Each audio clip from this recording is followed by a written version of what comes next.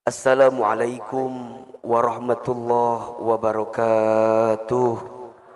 Satu kali dikisahkan ada seorang sahabat bernama Abdullah bin Mas'ud radhiyallahu anhu.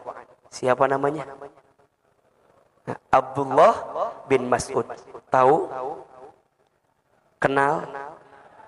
Di mana kenalannya? Ustaz, bagaimana kisahnya? Satu kali sahabat Abdullah bin Mas'ud radhiyallahu an pernah bertanya kepada Rasulullah sallallahu alaihi wasallam. Kata Abdullah bin Mas'ud, sa'alatun Nabi sallallahu alaihi wasallam. Saya pernah bertanya kepada Nabi sallallahu alaihi wasallam. Qala, apa kata Abdullah bin Mas'ud? Ya Rasulullah, ayyul amali ahabbu ila Allah taala. Ya Rasulullah, amal apa yang paling dicintai oleh Allah? Apa pertanyaannya? Amal apa yang paling dicintai oleh Allah? Sekarang Ustadz mau tanya ini. Bapak Ibu, kalau kita ingin dicintai oleh seseorang, maka rumusnya adalah lakukan apa yang dicintai oleh seseorang itu. Betul apa betul? Iya apa ya? Ini teman-teman nih, para jamaah, kalau ingin dicintai sama Ayahanda Wahidin Halim, maka rumusnya lakukan apa yang dicintai oleh Ayahanda. Betul apa betul? Maka sama, kalau kita ingin dicintai oleh Allah, bahkan bukan hanya dicintai, tapi ingin menjadi orang yang paling dicintai oleh Allah. Ini pertanyaan sahabat mulia Abdullah bin Mas'ud radhiyallahu an. Ya Rasulullah, amal apa yang paling dicintai oleh Allah? Qala, Rasulullah sallallahu alaihi wasallam menjawab, yang pertama itu ala waktiha, salat di awal waktunya. Apa yang pertama? Salat di awal waktu atau salat pada waktunya. Qala thumma ay. Kemudian sahabat Abdullah bin Mas'ud nanya lagi, ya Rasulullah, kemudian apa lagi? Kemudian apa lagi? Qala, Rasul kemudian menjawab, yang kedua, birrul walidain, berbuat baik kepada orang tua. Apa yang kedua? Birrul walidain, percis seperti nama masjid kita, berbuat baik kepada orang tua. Qala thumma ay. Kemudian Abdullah bin Mas'ud nanya lagi, ya Rasulullah, apa lagi? Kemudian Rasul menjawab, qala al jihadu fi sabilillah, bersungguh-sungguh di jalan Allah. Ada berapa jumlahnya? Ada berapa? Tiga ini apa namanya? Amalan yang paling dicintai oleh Allah. Satu apa? Salat di awal waktu.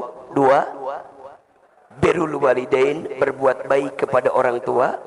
Tiga, jihad fi sabilillah, bersungguh-sungguh di jalan Allah.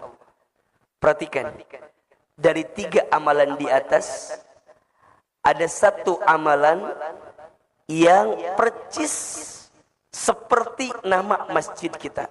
Apa amalannya? Birrul walidain, berbuat baik kepada orang tua. Ahilman yakin Ayahanda Dr. Wahidin Halim beserta pengurus masjid ini memberikan nama birrul walidain karena ini bukti kebaikan kepada orang tuanya. Betul apa betul? Iya apa iya? Dan tolong catat baik-baik ya. Berbuat baik kepada orang tua itu adalah kunci kemuliaan dan kebahagiaan dalam hidup. Maksudnya apa? Kalau hidup kita ingin mulia, maka muliakan orang tua kita. Kalau hidup kita mau bahagia, maka bahagiakan orang tua kita. Karena apa kata Nabi? Ridullah fi ridul walidain, wasukhtullah fi sukhtil walidain. Ridhonya Allah ada pada ridhonya orang tua. Murka bencinya Allah ada pada murka benci orang tua. Saya Kalau banyak ditanya sama orang, Ahilman sekarang bisa ceramah di TV, alhamdulillah. Saya akan jawab, bukan karena hebatnya saya, tapi karena hebatnya doa orang tua saya. Ahilman sekarang dapat kesempatan berdakwah, bahkan dengan izin Allah pernah berdakwah ke Amerika, ke Kanada. Saya akan jawab, bukan karena hebatnya saya, tapi karena hebatnya doa orang tua saya. Saya dapat kesempatan sekolah S1, S2, S3 sekarang, semuanya beasiswa. Saya akan jawab, bukan karena hebatnya saya, tapi karena hebatnya doa orang tua saya. Saya asli orang Garut, ayahanda Dr. Wahidin Halim. Saya orang kampung. Dulu barangkali disebut susah juga hidup. Tapi dengan izin Allah, Allah berikan banyak kebaikan. Dan salah satunya adalah karena ucapan dan prasangka baik dari orang tua saya. Maka hadirin yang dirahmati Allah, kalau ada di antara kita yang hari ini Allah tinggikan derajatnya, mohon maaf lahir dan batin, mungkin usaha kita mah hanya berapa persen lah pengaruhnya. Tapi boleh jadi doa orang tua kita lah yang menguatkan takdir itu datang kepada kita. Betul apa betul? Dan mohon izin, saya boleh menyampaikan, boleh jadi ayahanda Dr. Wahidin Halim, beliau menjadi gubernur, sebelumnya beliau menjadi bupati, bahkan wali kota, sebelumnya, begitu banyak pencapaian yang Allah berikan kepada beliau. Salah satunya karena doa dan kebaikan orang tua beliau. Maka hari ini dengan izin Allah, nama masjid kita adalah apa? Birrul Walidain.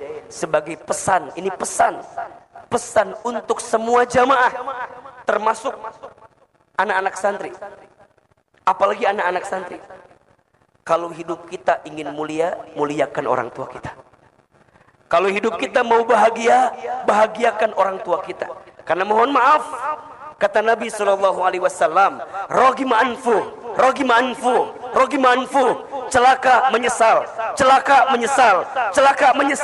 Ustaz, siapa yang celaka menyesal itu? Kata Nabi, orang yang celaka menyesal adalah dia yang masih menemukan orang tuanya, keduanya atau salah satunya masih hidup, tapi dia tidak bisa masuk surga. Kenapa? Karena dia lupa untuk berbuat baik kepada orang tuanya. Itulah yang Nabi sebutkan sebagai orang yang celaka menyesal. Maka mohon maaf, yang masih punya orang tua, sayangi orang tua kita. Yang masih punya orang tua, muliakan orang tua kita. Yang masih punya orang tua, bahagiakan orang tua kita. Ahilman, bagaimana kalau orang tua kita sudah tidak ada? Apakah kita bisa berbuat baik? Bisa. Tolong catat kalimat ini. Ada 3 hal yang sangat dirindukan oleh orang tua yang sudah kembali kepada Allah dari anaknya. Apa di antaranya Ahilman? 1, orang tua yang sudah wafat merindukan doa dari anaknya yang masih hidup. Maka pesan saya, termasuk bagi saya pribadi, saya ditinggal orang tua saya sejak kecil. Ayah saya, ibu saya.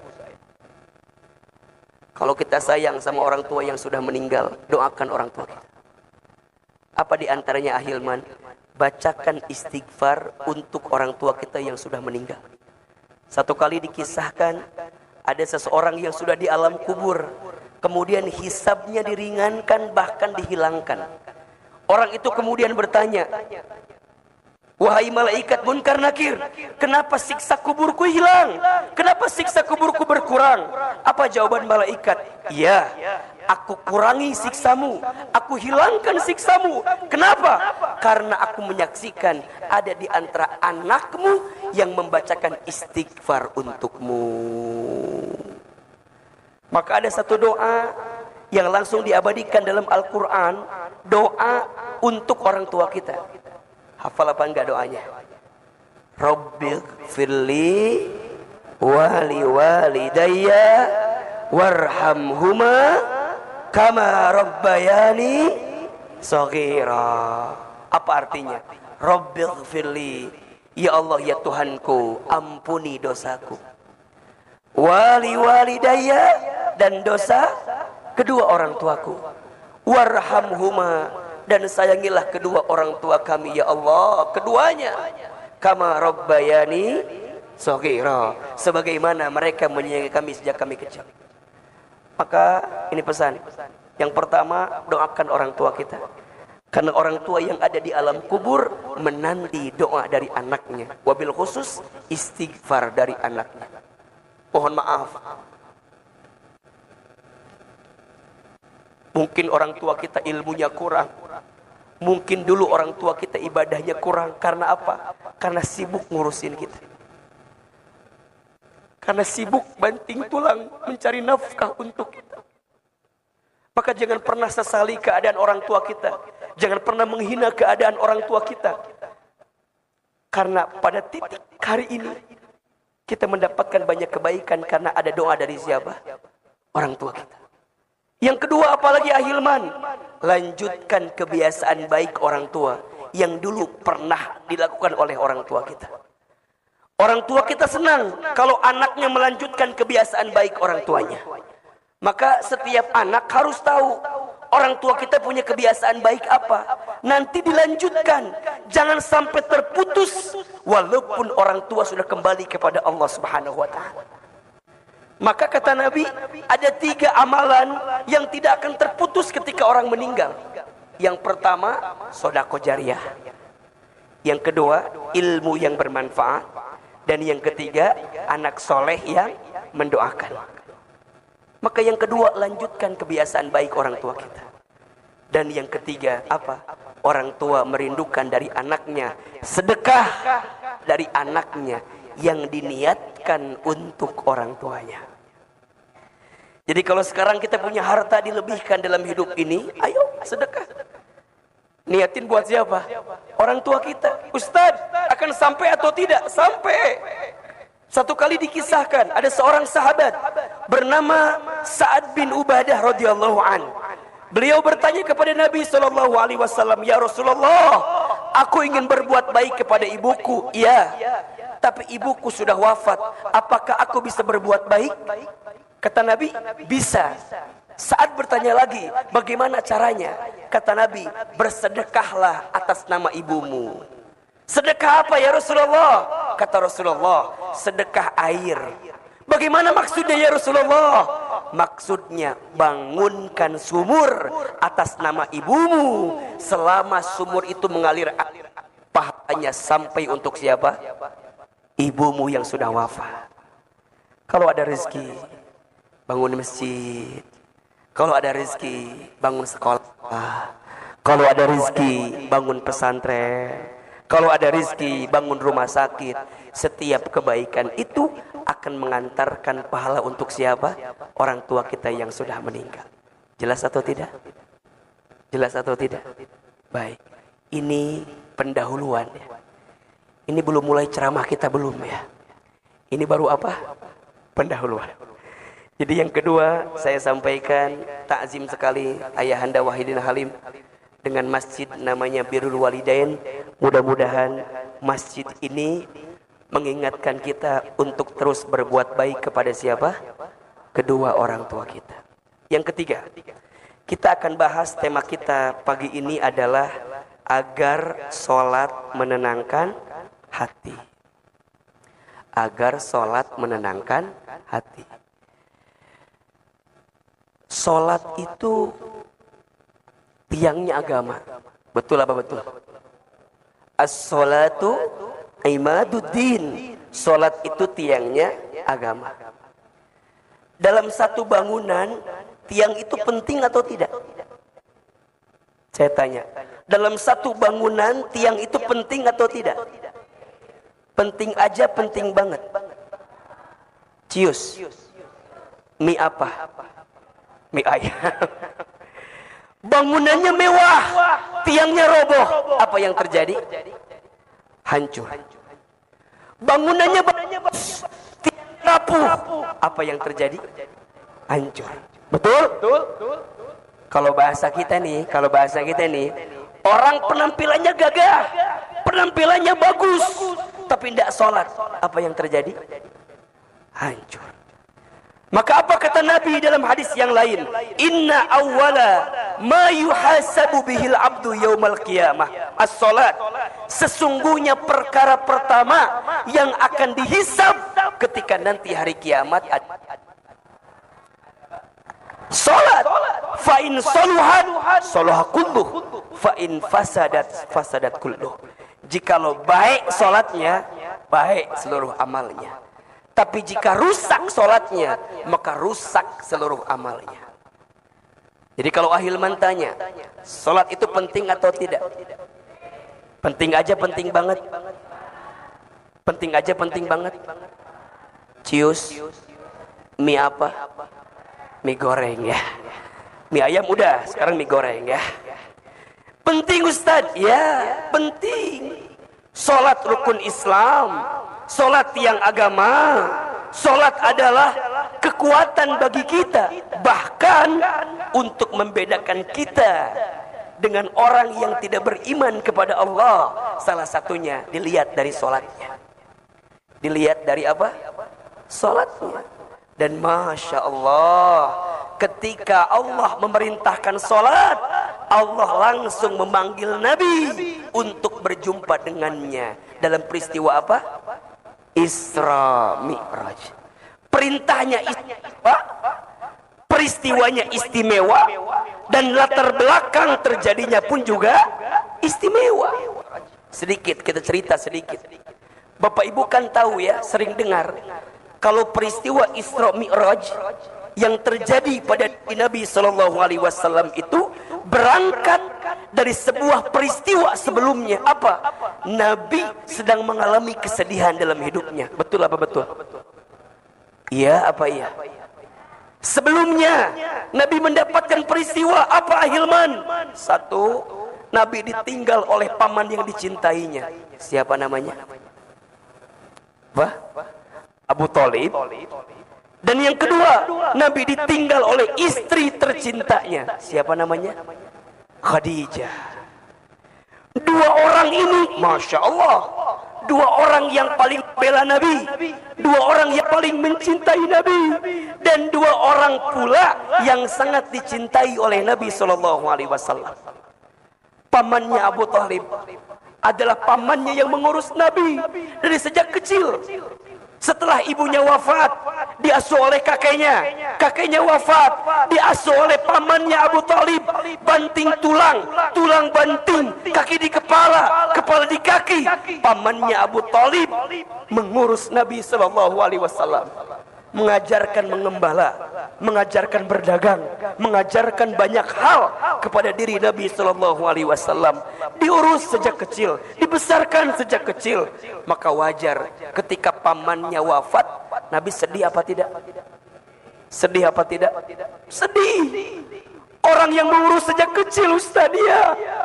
Dan bahkan dikisahkan pamannya Abu Thalib ini di antara paman Nabi yang kondisi ekonominya itu tidak kaya banget gitu. Bisa dibilang sederhana saja.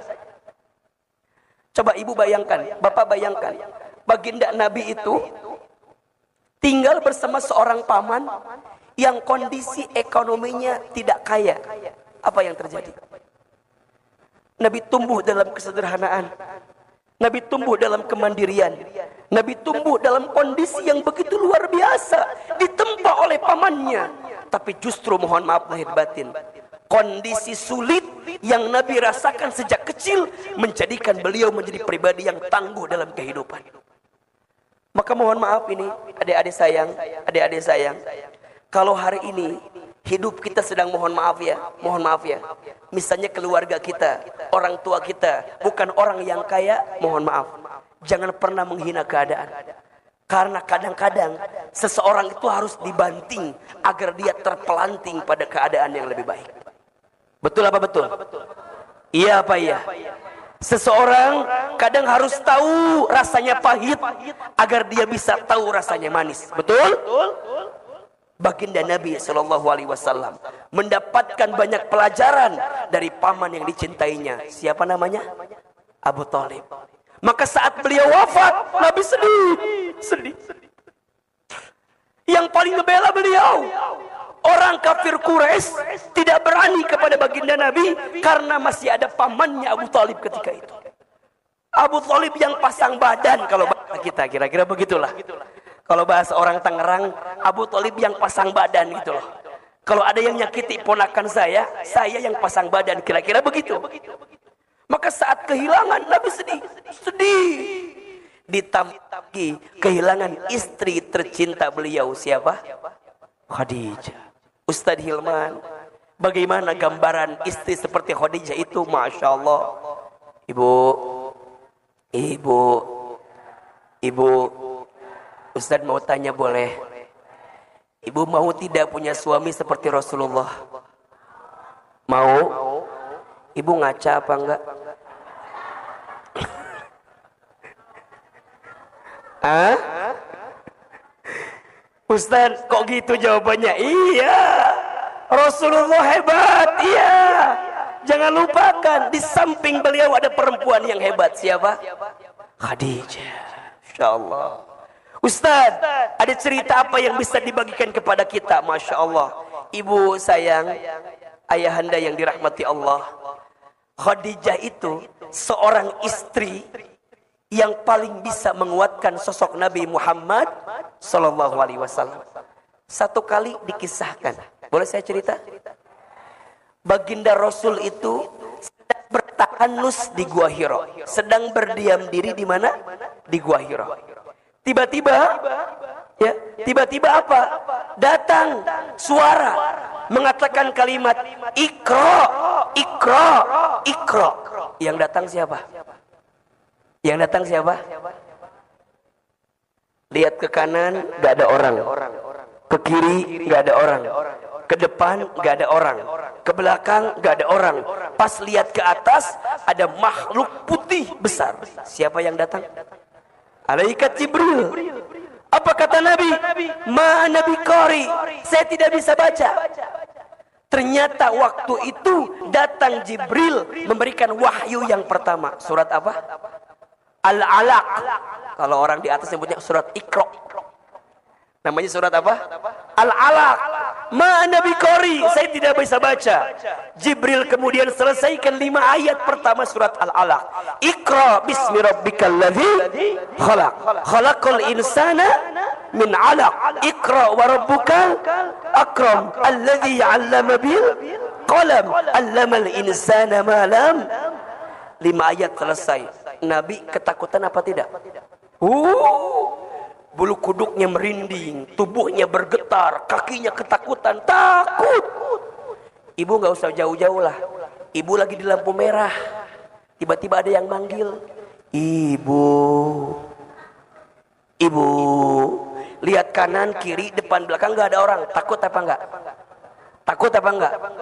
Percis, Nabi ketakutan, Masya Allah. Maka apa yang terjadi? Nabi kemudian bangkit, Nabi kemudian lari hingga menuju rumahnya. Masya Allah. Sampai di rumah, buka pintu, langsung melihat wajahnya Khadijah. Apa yang terjadi? Setengah ketakutan Nabi langsung hilang karena melihat wajah siapa?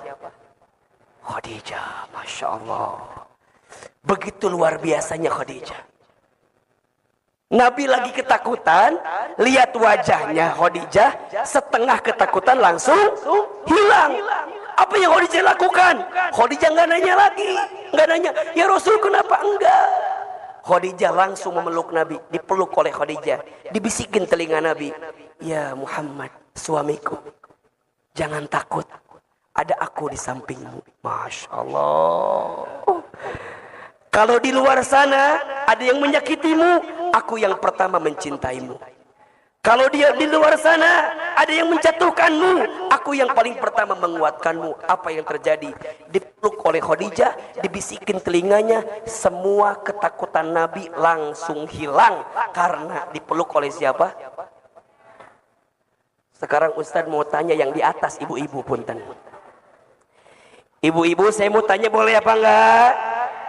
Kalau suami ibu di luar rumah ada masalah, sampai ke rumah lihat wajah ibu, hilang masalah tambah masalah. Tolong jawab ini pertanyaan. Suami ibu di kantor, suami ibu di mana? Di kantor. Ada masalah, pulang ke rumah, lihat wajah ibu, hilang masalah tambah masalah. Baik. Ternyata Ahilman baru tahu masalah suami di sini ada di atas masalahnya. Oh, Ahilman berarti masih jauh kita dari karakteristik Bunda Khadijah, masih jauh.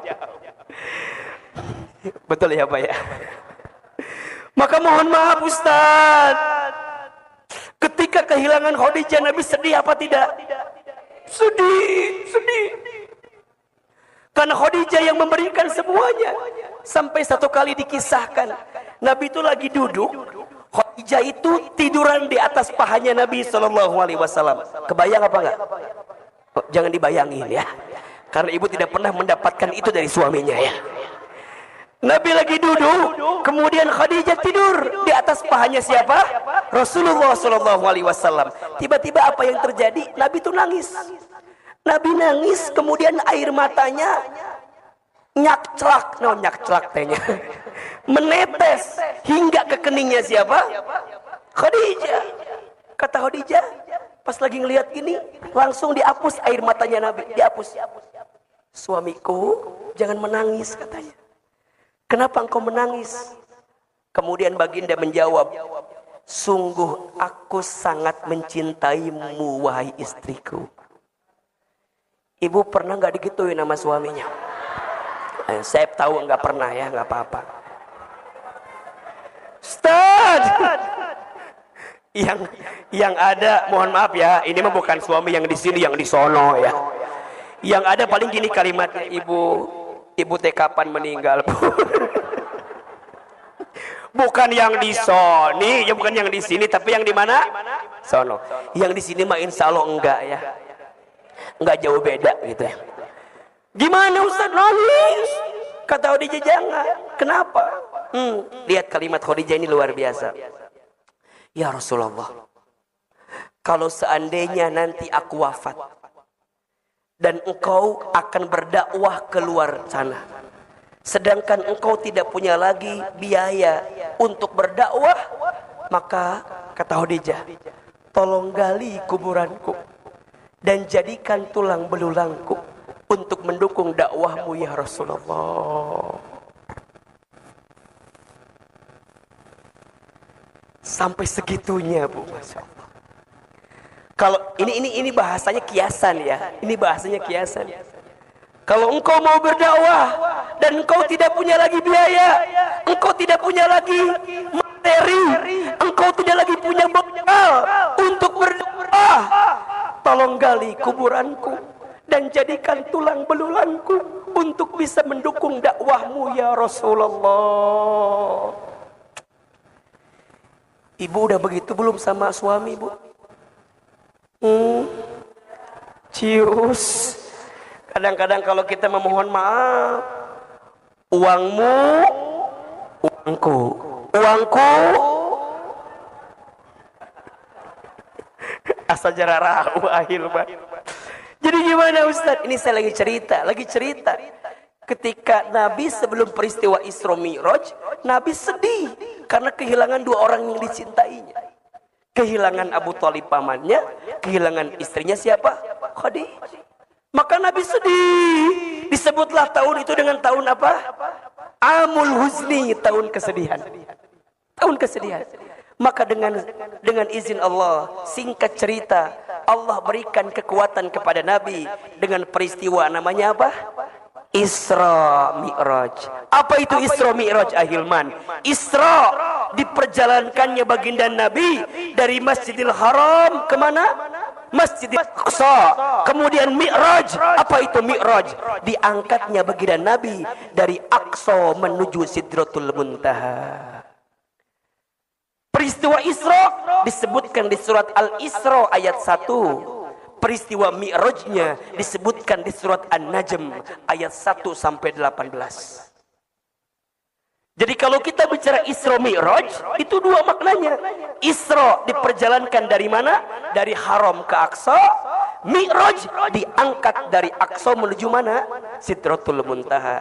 Sepulang dari sana, Nabi mendapatkan oleh-oleh sebagai penguat bagi beliau. Apa perintahnya? Sholat. Kalau kita tarik garisnya, berarti kalau kita punya persoalan, kalau kita sedang punya masalah, kalau kita lagi gelisah, kalau kita lagi sedih, maka tidak ada yang bisa menguatkan kita, tidak ada yang bisa menolong kita kecuali Allah. Dan lakukanlah perintah apa? Jelas atau tidak? Jelas atau tidak? Jadi kalau kita tarik, yang namanya sholat itu bisa nolong kita atau tidak? Bisa. Bisa menenangkan hati kita atau tidak? Bisa. Sekarang pertanyaannya, sudahkah sholat kita menenangkan hati kita atau tidak? Jangan-jangan kita sholat baru pada level sekedar menggugurkan kewajiban saja. Betul apa betul? Jangan-jangan kita sholat ahilman, iya, tapi cuma sholat doang. Kita tidak punya makna di balik sholat yang kita hadirkan. Maka pertanyaannya, gimana caranya agar sholat itu bisa menenangkan hati kita? Gimana caranya nih agar sholat itu bisa menjadi jalan keluar bagi kita? Ya, coba Ahilman mau tanya, ada yang lagi susah hidupnya sekarang? Ada yang mana orangnya? Mana? Ada yang lagi sempit? Ada. Yang lagi punya masalah? Ada. Gampang. Kalau Ahilman lihat ya, kalau yang lagi punya banyak masalah mah gampang. Yang duduknya paling belakang nyender ke tembok. Itu biasanya. Itu yang paling simpel jawabannya. Ya. Yang di mana duduknya? Paling belakang nyender tembok. Ustaz, kenapa yang nyender ke tembok ada masalah? Iya, karena di rumahnya tidak punya sandaran. Jadi pas ke masjid yang dicari apa? Tembok sebagai sandaran. Ahilman, ya. Tuh kan jadi kesindir. Ayahanda Wahidin langsung berubah duduknya kan. Beliau dari yang gini jadi begini. Ahilman, gimana caranya agar sholat menenangkan hati kita? Tolong catat ya. Ada 5 I. Ada berapa? Ada 5 I yang harus kita hadirkan dalam sholat agar sholat menenangkan hati kita. I yang pertama, sholat harus ikhlas. Apa yang pertama? Ikhlas. Ustadz, apa itu ikhlas? Ikhlas itu artinya menyandarkan setiap aktivitas kita hanya untuk siapa? Lillahi ta'ala. Inna sholati wa nusuki wa mahyaya wa mamati lillahi rabbil alamin. Sesungguhnya sholatku, ibadahku, hidupku, matiku hanya untuk Allah. Ibu, bapak, jangan jadikan sholat semata-mata hanya untuk karena kita punya keinginan. Jangan. Karena sholat itu apa? Perintah dari siapa? Allah. Berarti apa? Kalau kita sholat, berarti kita menunjukkan ketaatan kepada siapa? Allah. Kan banyak ya, di kita nih banyak nih. Kalau mau punya sesuatu katanya sholat. Itu benar, nggak masalah. Tetapi ingat, niatnya harus karena siapa? Harus karena Allah. Kalau niatnya bukan karena Allah, maka yang terjadi apa? Ketika sesuatu itu nggak tercapai, kita nyalain apa? Nyalain sholat. Ustadz, katanya duha itu ngelancarin rezeki, Ustadz. Iya. Tapi kok rezeki saya ini seret mulu, Ustadz. Apakah duhanya yang salah? Bukan duhanya yang salah. Betul apa betul? Banyak orang yang lupa bisa sholat duha saja itu rezeki atau bukan? Tolong jawab. Bisa sholat duha itu rezeki atau bukan? Rezeki. Jadi mikirnya bukan semata-mata duha biar dapat rezeki. Jangan begitu. Mikirnya bisa duha saja itu adalah rezeki. Dan saya catatkan baik-baik kepada Bapak Ibu sekalian ya. Jangan pernah khawatir dengan rezeki. Kenapa? Rezeki sudah tertakar, tak mungkin tertukar. Catat status hari Senin itu. Rezeki sudah tertakar, tak mungkin. Selama kita masih hidup, maka selama itu masih ada catatan rezeki untuk kita. Apa kata Nabi?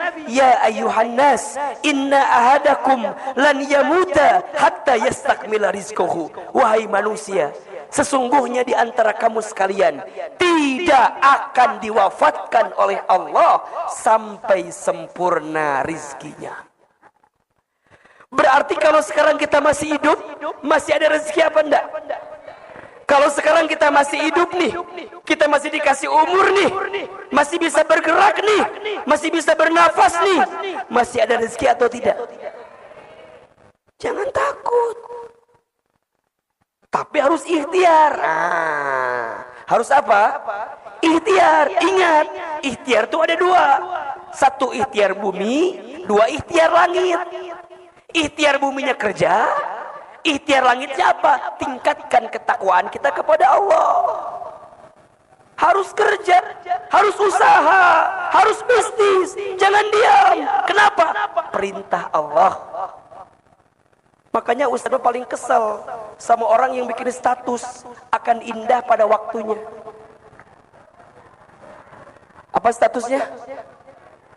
Akan indah pada usaha kagak mau, dagang kagak mau, silaturahmi kagak mau, ketemu sama orang kagak mau, jualin produk kagak mau, suruh sholat gak mau, sholat subuh kesiangan, malam tidur, pagi-pagi bangun-bangun bikin status. Apa statusnya? Akan indah pada waktunya. Tuh nyambung. Akan indah pada itu hanya berlaku bagi dia yang berusaha. Betul apa betul? Berarti rezeki atau bukan? Rezeki sebagai bentuk ketakwaan kita kepada Allah. Dan apa janji Allah kepada kita? Wa may yattaqillaha yaj'al lahu makhraja wa yarzuqhu min haitsu la yahtasib. Dan barang siapa yang bertakwa kepada Allah, maka Allah akan tunjukkan jalan keluar kepadanya. Dan Allah limpahkan rezeki dari jalan yang tidak disangka-sangka. Maka poin pertama, agar sholat menenangkan hati kita, kudu apa? Ikhlas. Karena siapa? Karena Allah. Berarti apa? Kita tes sholat karena kita butuh sama siapa? Allah. Jangan jadikan sholat sebagai sesuatu yang memberikan beban kepada kita, jangan. Tapi jadikan sholat sebagai kebutuhan untuk kita. Kalau kita lapar harus apa? Makan. Kalau kita haus harus apa? Minum. Kalau kita capek harus apa? Istirahat. Sama. Kalau hati kita gelisah, sholat. Kalau hidup kita susah, sholat. Kalau hati kita sempit, sholat. Itu jawabannya. Karena ikhlas dalam sholat bisa mengantarkan ketenangan hati dalam hidup kita. Yang kedua, apa ahilman? Ittiba. Apa? Sholat kudu ittiba. Apa itu ittiba? Mengikuti sholatnya Nabi Muhammad sallallahu alaihi wasallam. Sholatlah kamu kama ra'aitumuni usolli. Sholatlah kamu sebagaimana engkau melihat aku sholat. Nabi itu menenangkan hatinya, mengistirahatkan hatinya dengan apa? Dengan sholat. Arahni bis sholat. Satu kali Nabi pernah bilang sama Bilal, wahai Bilal, istirahatkan hatiku dengan sholat. Apa perintahnya? Bilal, kumandangkan azan. Masya Allah. Bilal, lantunkan azan. Kenapa? Karena saat aku mendengarkan suara azan, aku bisa mendapatkan ketenangan di dalamnya. bagi orang beriman, tidak ada panggilan yang paling dirindukan kecuali panggilan azan, panggilan salat. Allahu Akbar, Allahu Akbar. Rindu dengan panggilan itu. Betul apa betul? Iya apa iya? Jangan dilanjutkan kembali ya. Masalah adzan cukup ya.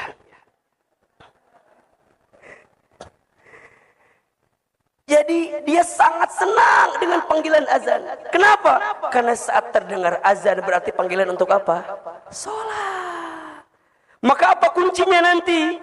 As-salatu fi awwali waktiha. Salat di awal waktu. Itu kebiasaan Nabi SAW. Kenapa? Karena salat itu ibaratnya pertemuan penting antara seorang hamba dengan siapa? Allah.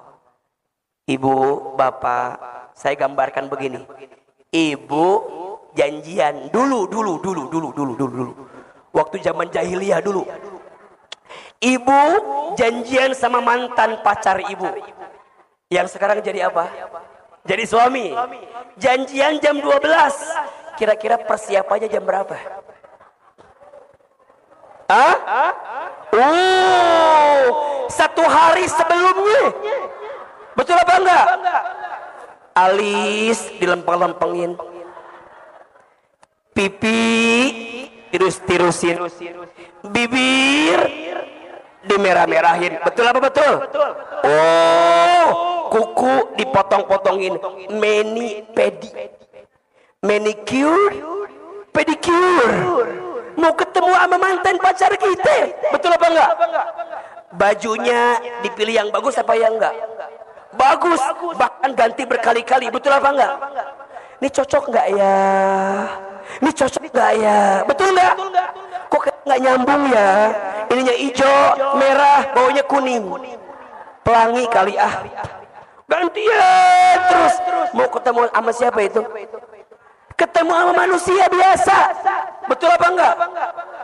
Ibu jam 12 temuan janjiannya. Saya yakin dari jam 10 udah siap berangkat dari rumah. Betul?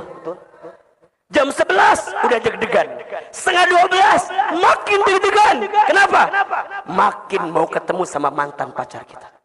Pas ketemu jam 12.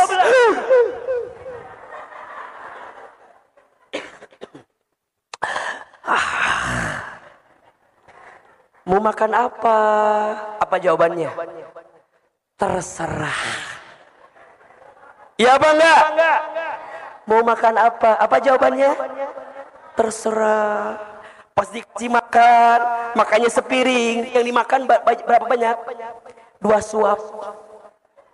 Kok makannya dikit? Iya, lagi diet. Jaga image betul. Iya apa ya? Jaga image, ya kan? Pertanyaannya, kalau udah ketemu, pengen cepet-cepet atau buru-buru? Pengen cepet-cepet atau lama-lama? Buru-buru. Pengen buru-buru. Pengennya lama-lama. Janjiannya sejam. Pas udah ketemu, yo setannya lain kan? Aku pulang ya. Jangan. Aku masih angel.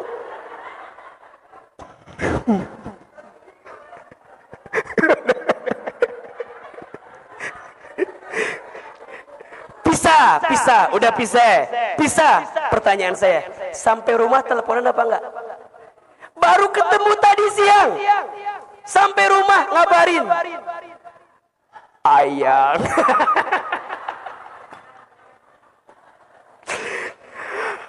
AA udah sampai, Neng udah sampai, nanya lagi, jangan lupa makan ya.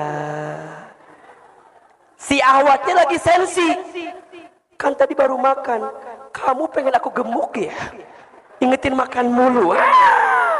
Terus malamnya teleponan.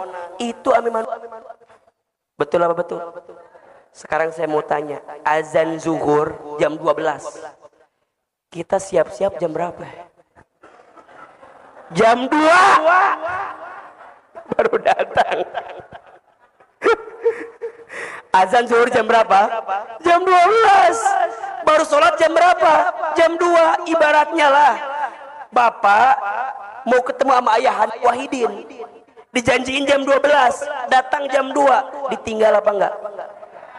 Di SP, tinggal lagi. Sekarang mohon maaf, bayangkan berapa kali kita meninggalkan sholat dalam waktu yang tepat. Betul apa enggak? Allah lagi nungguin kita, Allah menanti kita, kita yang butuh sama Allah. Allah nungguin kita, 5 waktu Allah siapin bagi kita. Ente kemana aja? Makanya nih ya, kalau bapak ibu waktunya ingin dikelola dengan baik, gampang, perbaiki sholat dah. Betul apa enggak? Kan hidup kita ini sebenarnya menunggu dari waktu sholat ke waktu sholat. Betul apa enggak? Hari ini tadi pagi nih, sholat subuh nih. Sholat subuh. Habis ini kita gerak aktivitas. Nungguin sholat apa? Zuhur.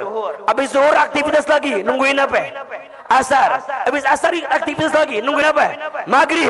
Kemudian duduk sebentar. Nungguin apa? Isya. Kemudian tidur. Nungguin apa? Gitu-gitu aja. Makanya mohon maaf ya, kalau saya dengan izin Allah kan saya jadi konsultan di beberapa perusahaan. Jadi indikator kalau mau rapat itu jangan bertanya kapan mulainya, tapi pertanyaannya kapan breaknya, agar pas jam 12 itu beres.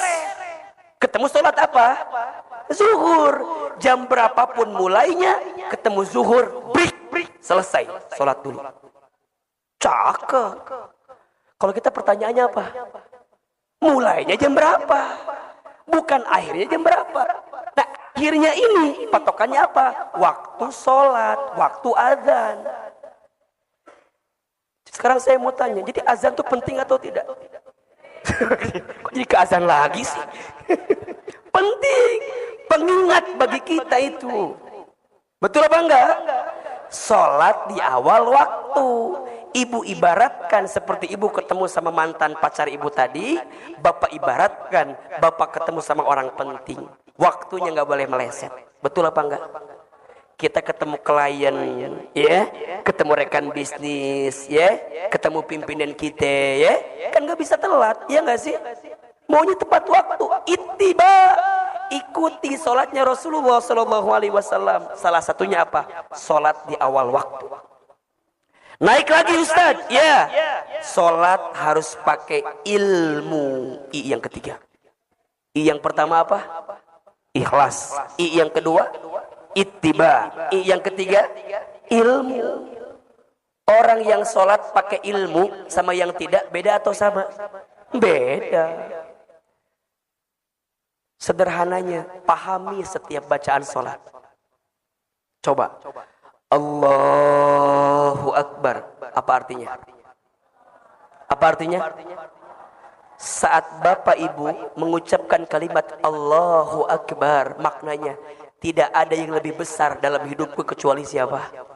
Berarti apa? Ibu nyingkirin kehidupan dunia, ibu nyingkirin kesibukan dunia, bapak nyingkirin setiap pekerjaan urusan dunia, bapak singkirin. Kenapa? Karena tidak ada yang lebih penting untukku kecuali siapa? Allahu Akbar. Allah Maha Besar. Baca iftitah, ada yang baca Allahumma ba'id, silahkan. Ada yang baca Allahu Akbar kabira, silahkan. Setelah itu baca Al-Fatihah. Bismillahirrahmanirrahim. Apa artinya? Dengan menyebut namamu ya Allah, yang maha pengasih lagi maha penyayang. Apa maknanya?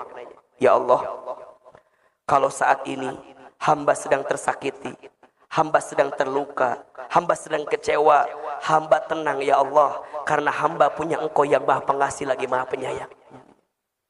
Jadi gimana? Gak akan sedih berlebihan, gak akan kecewa berlebihan, gak akan putus asa berlebihan. Kenapa? Karena kita punya siapa? Allah, Allah Ar-Rahman Ar-Rahim. Alhamdulillahi Rabbil Alamin. Ya Allah, segala puji hanya bagimu, Tuhan semesta alam. Kalimat alhamdulillah mengajarkan kita untuk menghilangkan kesombongan dalam diri kita. Yang ngasih kita harta siapa? Yang ngasih kita harta siapa? Yang ngasih kita umur siapa? Yang ngasih kita sehat siapa? Yang ngasih kita pangkat siapa? Yang ngasih kita jabatan siapa? Allah. Saat kita baca Al-Fatihah, ya Allah, tidak ada yang berhak dipuji kecuali Engkau ya Allah. Jadi kalau ada orang yang muji kita, ada orang yang hormat sama kita, ada orang yang menghargai kita, ada orang yang memuliakan kita, satu jawabannya apa? Karena Allah nutupin aib-aib kita saja. Kalau seandainya aib kita dibuka, apa yang mau kita banggakan? Gak ada. Kita ini cuma ditutup pakai casing aja sama Allah. Betul apa enggak? Maka saat baca Fatihah, hilang kesombongan. Makanya aneh. Kalau ada orang yang sholat tapi sombong, aneh. Saya ulangi. Ada orang yang sholat tapi sombong, aneh. Kenapa? Karena dengan sholat dia ruku, dia sujud. Berarti dia menghambakan dirinya kepada siapa? Dan tidak ada yang lebih besar dalam hidup kita kecuali siapa? Ya Allah, terima kasih. Engkau titipkan jabatan kepada hamba ya Allah. Engkau titipkan pangkat kepada hamba ya Allah. Bukan karena hebatnya hamba, tapi ini hebatnya Engkau yang menitipkan kepada hamba. Betul apa betul? Mohon maaf ya. Kadang-kadang kan kita ayahanda suka ini ya, kadang suka mikir kita ini. Kok bisa ya? Kadang ya, saya pada posisi saya ya. Ya Allah, alhamdulillah ya. Sekarang dengan izin Allah ya, bisa di televisi, bisa ceramah begini. Kalau bicara mohon maaf ya. Yang lebih pintar banyak apa enggak? Banyak. Yang lebih hebat banyak apa enggak? Banyak. Makanya kadang-kadang malu Ustaz. Saya tuh kalau bicara begini. Usia ini masih muda. Banyak guru-guru kita malu. Tapi kalau saya merenung, Allah, Engkau tidak mungkin mengizinkan sesuatu kecuali Engkau titipkan kebaikan di dalamnya. Itu aja husnuzonnya. Nah, pelutong.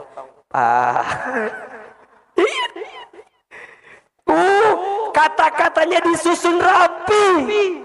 Itu mau minta sama ayahanda.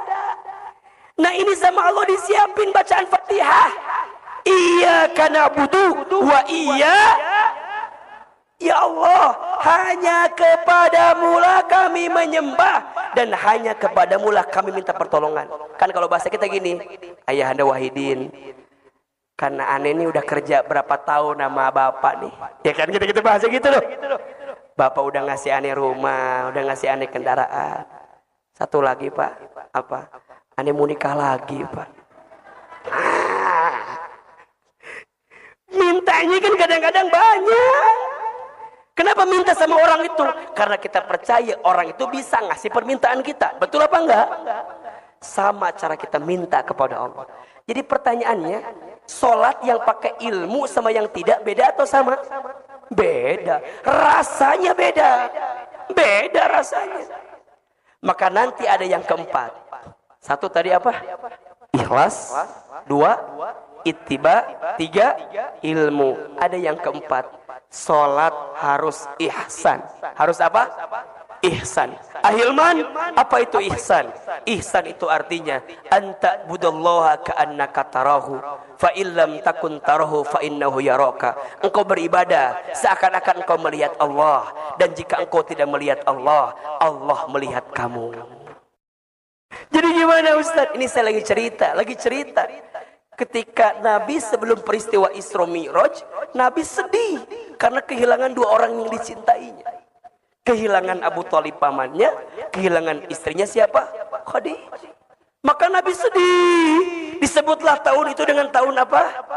Amul Huzni, tahun kesedihan. Tahun kesedihan. Maka dengan izin Allah, singkat cerita, Allah berikan kekuatan kepada Nabi dengan peristiwa namanya apa? Isra Mi'raj. Apa itu Isra Mi'raj Ahilman? Isra diperjalankannya baginda Nabi dari Masjidil Haram kemana? Masjidil Aqsa. Kemudian Mi'raj. Apa itu Mi'raj? Diangkatnya baginda Nabi dari Aqsa menuju Sidratul Muntaha.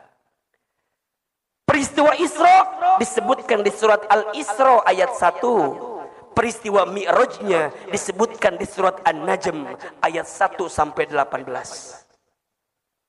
Jadi kalau kita bicara Isra Mi'raj, itu dua maknanya. Isra diperjalankan dari mana? Dari Haram ke Aqsa. Mi'raj diangkat dari Aqsa menuju mana? Sidratul Muntaha. Sepulang dari sana, Nabi mendapatkan oleh-oleh sebagai penguat bagi beliau. Apa perintahnya? Sholat. Kalau kita tarik garisnya, berarti kalau kita punya persoalan, kalau kita sedang punya masalah, kalau kita lagi gelisah, kalau kita lagi sedih, maka tidak ada yang bisa menguatkan kita, tidak ada yang bisa menolong kita kecuali Allah. Dan lakukanlah perintah apa? Jelas atau tidak? Jelas atau tidak? Jadi kalau kita tarik, yang namanya sholat itu bisa nolong kita atau tidak? Bisa. Bisa menenangkan hati kita atau tidak? Bisa. Sekarang pertanyaannya, sudahkah sholat kita menenangkan hati kita atau tidak? Jangan-jangan kita sholat baru pada level sekedar menggugurkan kewajiban saja. Betul apa betul? Jangan-jangan kita sholat ahilman, iya, tapi cuma sholat doang. Kita tidak punya makna di balik sholat yang kita hadirkan. Maka pertanyaannya, gimana caranya agar sholat itu bisa menenangkan hati kita? Gimana caranya nih agar sholat itu bisa menjadi jalan keluar bagi kita? Ya, coba Ahilman mau tanya, ada yang lagi susah hidupnya sekarang? Ada yang mana orangnya? Mana? Ada yang lagi sempit? Ada. Yang lagi punya masalah? Ada. Gampang. Kalau Ahilman lihat ya, kalau yang lagi punya banyak masalah mah gampang. Yang duduknya paling belakang nyender ke tembok. Itu biasanya. Itu yang paling simpel jawabannya. Ya. Yang di mana duduknya? Paling belakang nyender tembok. Ustaz, kenapa yang nyender ke tembok ada masalah? Iya, karena di rumahnya tidak punya sandaran. Jadi pas ke masjid yang dicari apa? Tembok sebagai sandaran. Ahilman, ya. Tuh kan jadi kesindir. Ayahanda Wahidin langsung berubah duduknya kan. Beliau dari yang gini jadi begini. Ahilman, gimana caranya agar sholat menenangkan hati kita? Tolong catat ya.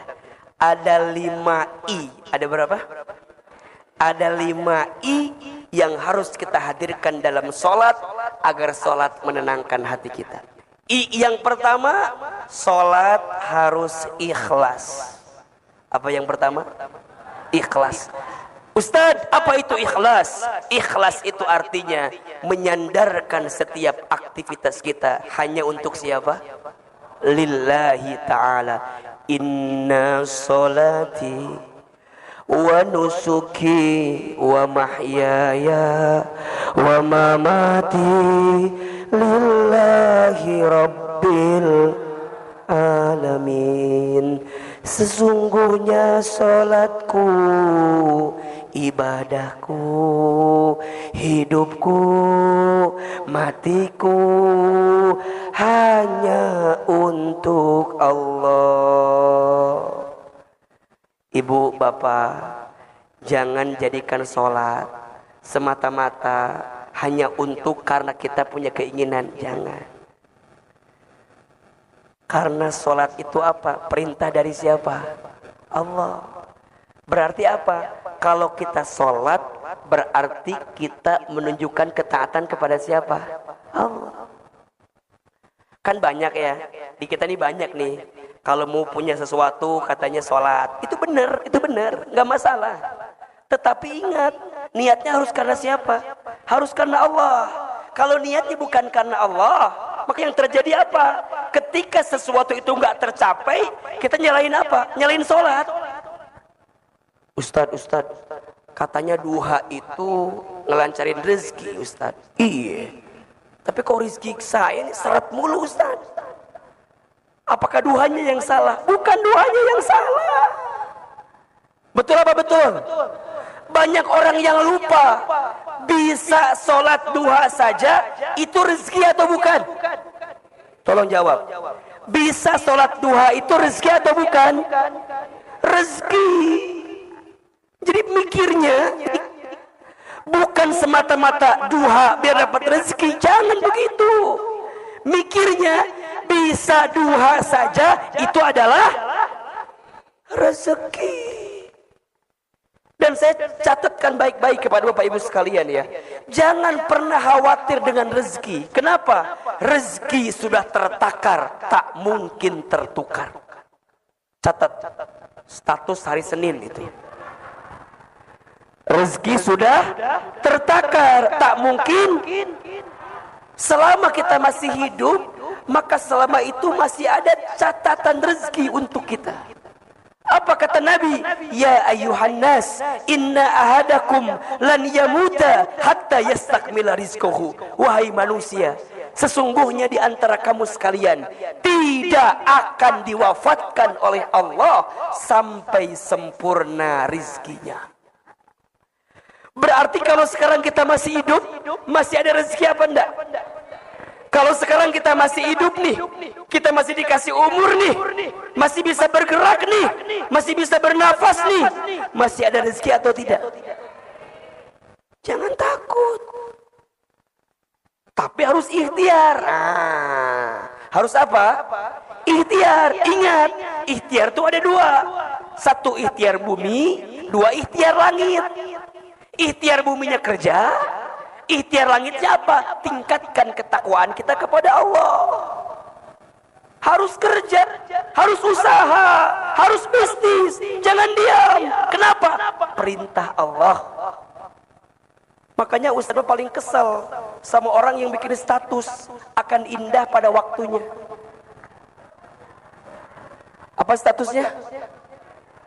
Akan indah pada usaha kagak mau, dagang kagak mau, silaturahmi kagak mau, ketemu sama orang kagak mau, jualin produk kagak mau, suruh sholat gak mau, sholat subuh kesiangan, malam tidur, pagi-pagi bangun-bangun bikin status. Apa statusnya? Akan indah pada waktunya. Tuh nyambung. Akan indah pada ya itu hanya berlaku bagi dia yang berusaha. Betul apa betul? Berarti rezeki atau bukan? Rezeki sebagai bentuk ketakwaan kita kepada Allah. Dan apa janji Allah kepada kita?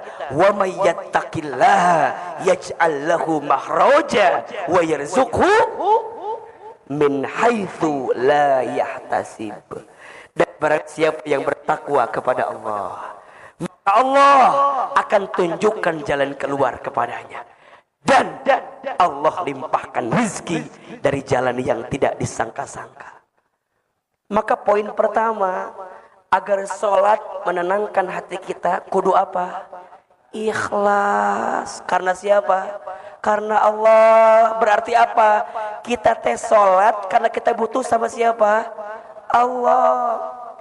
Jangan jadikan sholat sebagai sesuatu yang memberikan beban kepada kita, jangan. Tapi jadikan sholat sebagai kebutuhan untuk kita. Kalau kita lapar harus apa? Makan.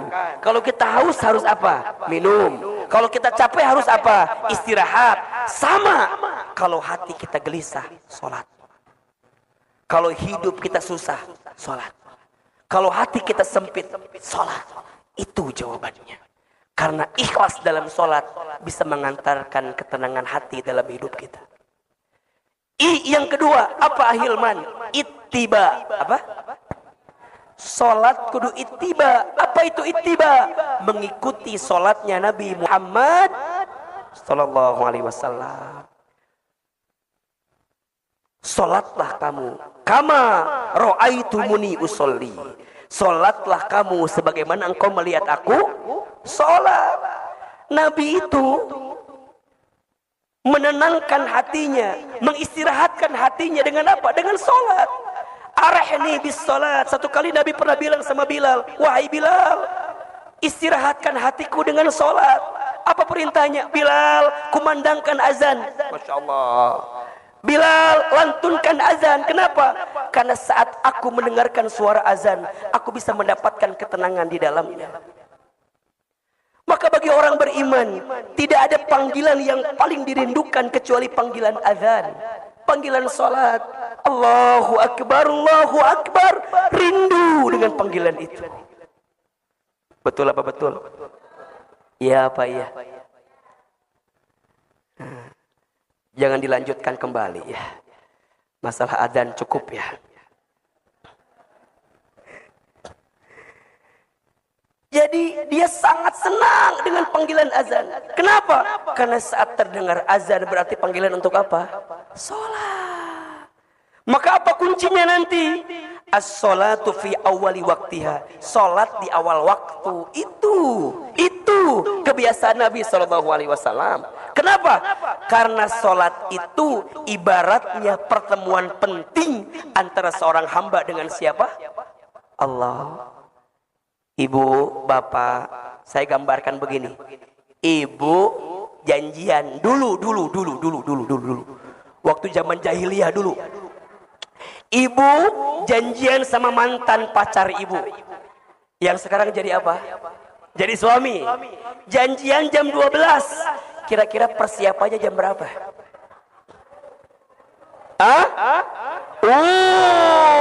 Satu hari sebelumnya. Betul apa enggak? Alis dilempeng-lempengin, pipi tirus-tirusin, bibir dimerah-merahin. Betul apa betul? Oh, kuku dipotong-potongin, manicure, pedicure. Mau ketemu sama mantan pacar kita. Betul apa enggak? Bajunya dipilih yang bagus apa yang enggak? Bagus, bahkan ganti berkali-kali. Betul apa enggak? Ini cocok enggak ya? Ini cocok enggak ya? Betul enggak? Kok enggak nyambung ya? Ininya hijau, merah, baunya kuning. Pelangi kali ah. Gantian terus. Mau ketemu sama siapa itu? Ketemu sama manusia biasa. Betul apa enggak? Ibu jam 12 temuan janjiannya. Saya yakin dari jam 10 udah siap berangkat dari rumah. Betul? Jam 11 udah deg-degan. Setengah 12 makin deg-degan. Kenapa? Makin mau ketemu sama mantan pacar kita. Pas ketemu jam 12.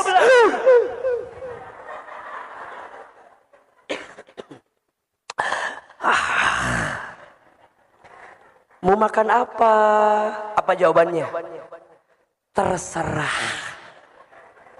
Ya apa enggak? Mau makan apa? Apa jawabannya? Terserah. Pas dikasih makan, makannya sepiring. Yang dimakan berapa banyak? 2 suap. Kok makannya dikit? Iya, lagi diet. Jaga image betul. Iya apa ya? Jaga image, ya kan? Pertanyaannya, kalau udah ketemu, pengen cepet-cepet atau buru-buru? Pengen cepet-cepet atau lama-lama? Buru-buru. Pengen buru-buru. Pengennya lama-lama. Janjiannya sejam. Pas udah ketemu, yo, setannya lain kan? Aku pulang ya. Jangan. Aku masih angel.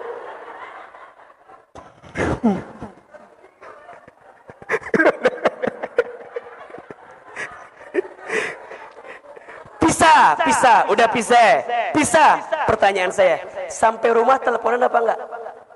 Baru ketemu tadi siang, sampai rumah ngabarin, ayang.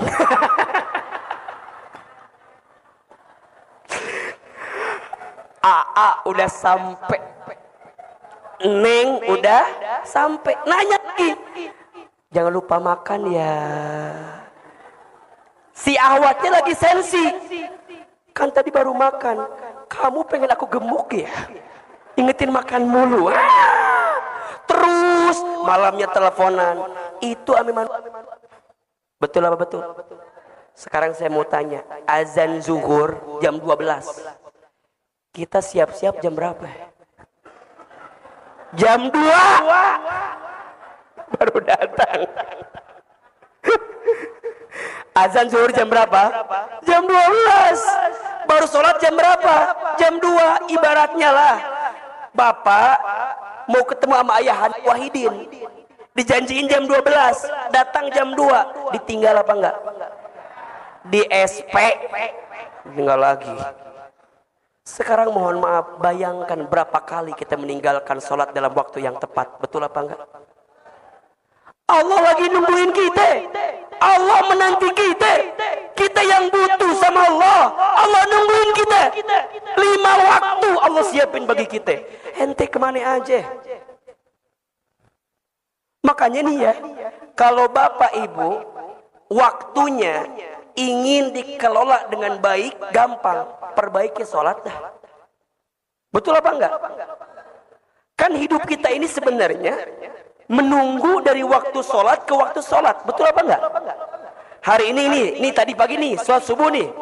Sholat subuh. Habis ini kita gerak aktivitas. Nungguin sholat apa? Zuhur. Habis zuhur aktivitas lagi. Nungguin apa? Asar. Habis asar aktivitas lagi. Nungguin apa? Maghrib. Kemudian duduk sebentar. Nungguin apa? Isya. Kemudian tidur. Nungguin apa? Gitu-gitu aja. Makanya mohon maaf ya, kalau saya dengan izin Allah kan saya jadi konsultan di beberapa perusahaan.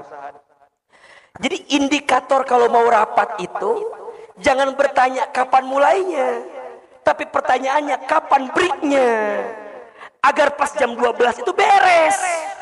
Ketemu sholat apa? Zuhur. Jam berapapun mulainya, ketemu zuhur, break, selesai, sholat dulu. Cakep. Kalau kita pertanyaannya apa? Mulainya jam berapa? Bukan akhirnya jam berapa? Nah, akhirnya ini patokannya apa? Waktu sholat, waktu azan.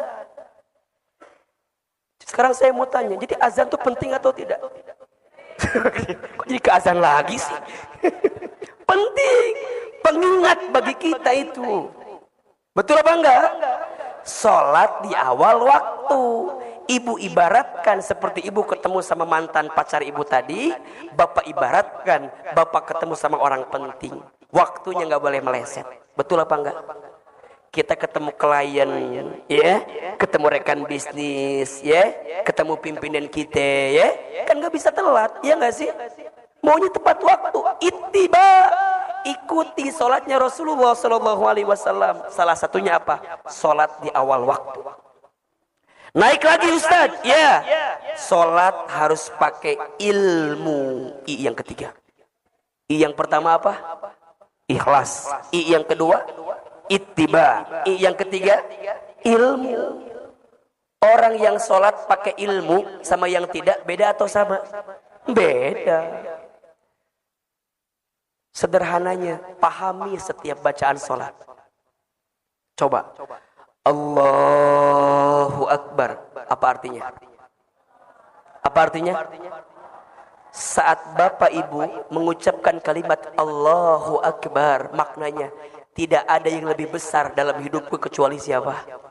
Berarti apa? Ibu nyingkirin kehidupan dunia, ibu nyingkirin kesibukan dunia, bapak nyingkirin setiap pekerjaan urusan dunia, bapak singkirin. Kenapa? Karena tidak ada yang lebih penting untukku kecuali siapa? Allahu Akbar. Allah Maha Besar. Baca iftitah, ada yang baca Allahumma ba'id, silahkan. Ada yang baca Allahu Akbar kabira, silahkan. Setelah itu baca Al-Fatihah. Bismillahirrahmanirrahim. Apa artinya?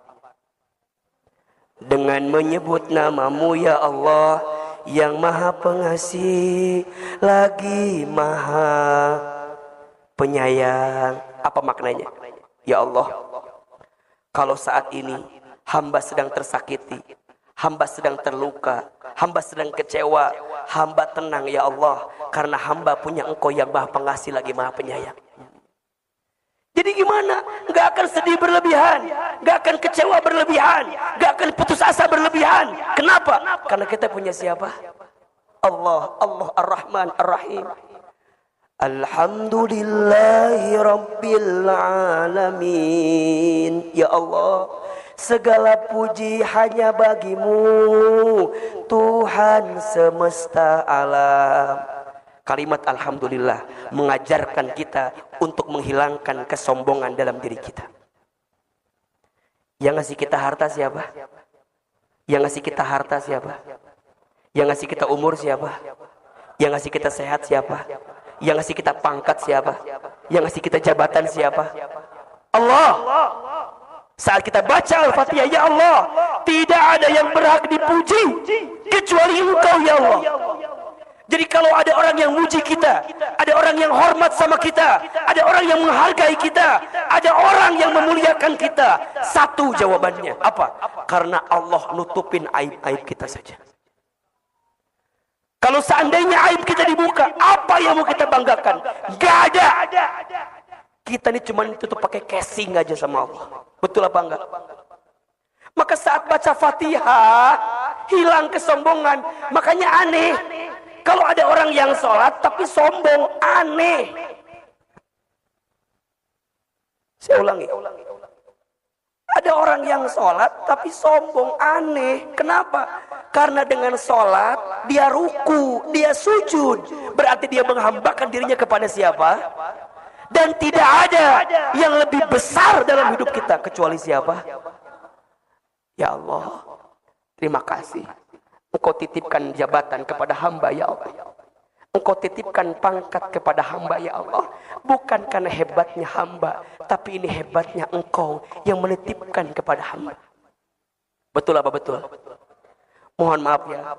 Kadang-kadang kan kita ayahanda suka ini ya, kadang suka mikir kita ini. Kok bisa ya? Kadang ya, saya pada posisi saya ya.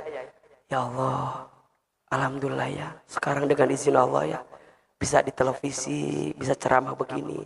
Kalau bicara mohon maaf ya. Yang lebih pintar banyak apa enggak? Banyak.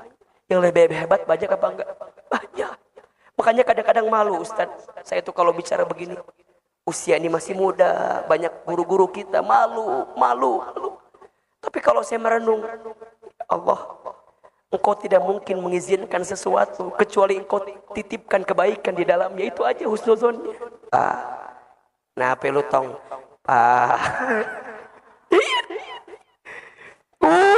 Kata-katanya disusun rapi. Itu mau minta sama ayahanda. Nah, ini sama Allah disiapin bacaan Fatihah. Iyyaka na'budu wa ya Allah, hanya kepadamu lah kami menyembah dan hanya kepadamu lah kami minta pertolongan. Kan kalau bahasa kita gini, Ayahanda Wahidin, karena aneh ini udah kerja berapa tahun sama bapak nih. Ya kan kita bahasa gitu loh. Bapak udah ngasih aneh rumah, udah ngasih aneh kendaraan. Satu lagi Pak, apa? Aneh mau nikah lagi Pak. Mintanya kan kadang-kadang banyak. Kenapa minta sama orang itu? Karena kita percaya orang itu bisa ngasih permintaan kita. Betul apa enggak? Sama cara kita minta kepada Allah. Jadi pertanyaannya, sholat yang pakai ilmu sama yang tidak beda atau sama? Beda. Rasanya beda. Beda rasanya. Maka nanti ada yang keempat. Satu tadi apa? Ikhlas. Dua, ittiba. Tiga, ilmu. Ada yang keempat. Sholat harus ihsan. Harus apa? Ihsan. Ahilman, apa itu ihsan? Ihsan itu artinya anta budallaha ka'annaka tarahu fa illam takun tarahu fa innahu yaraka. Engkau beribadah seakan-akan engkau melihat Allah, dan jika engkau tidak melihat Allah, Allah melihat kamu. Merasa diawasi oleh siapa? Allah. Bapak kerja diawasi sama atasan, serius nggak kerjanya? Sungguh-sungguh atau tidak? Sama dengan sholat kita. Kalau udah ihsan, sholatnya gak akan buru-buru, pasti tumanina. Apa itu tuh namanya? Tenang. Allahu Akbar. Allah ngawasin kita. Baca Fatihah bener-bener, sujud bener-bener, ya Allah. Kenapa? Allah ngawasin kita. Gak ada bahasa. Allahu Akbar. Apa? Bagaimana mungkin sholat bisa menenangkan hatimu, sedangkan saat engkau sholat tidak pernah tenang? Saya ulangi. Bagaimana mungkin sholat bisa menenangkan hatimu, sedangkan saat engkau sholat tidak pernah tenang?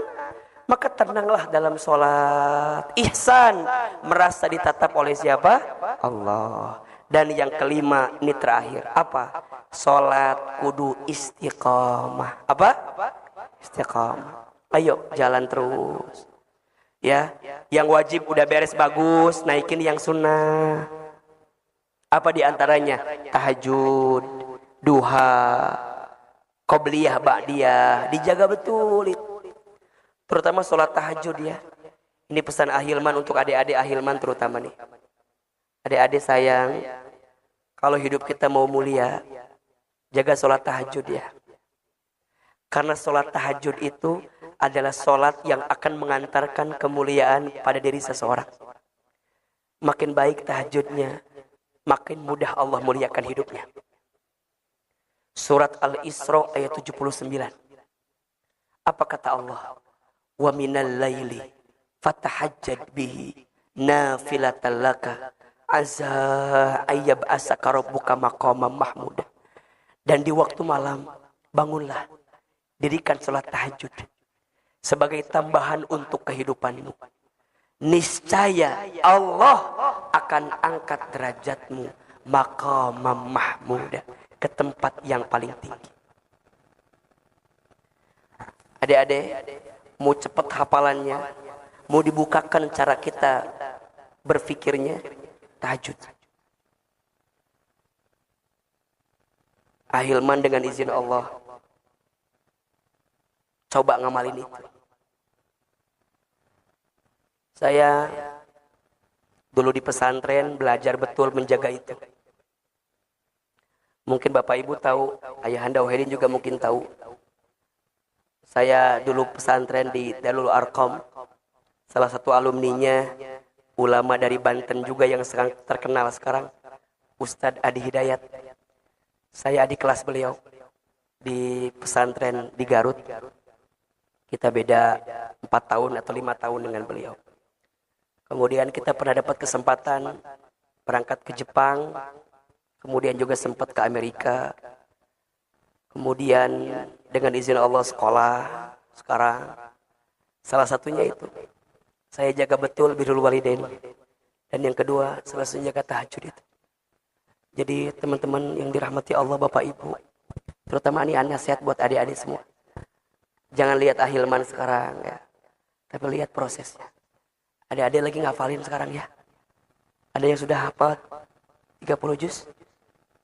Juz 30? Ada.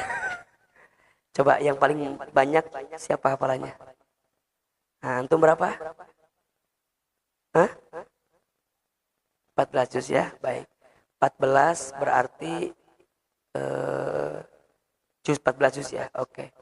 Nanti dari Ahilman kasih uang 200.000 rupiah ya buat yang 14 insyaallah. Ada lagi yang di bawah 14 juz? Berapa? Di bawah lagi siapa? Ada yang 10?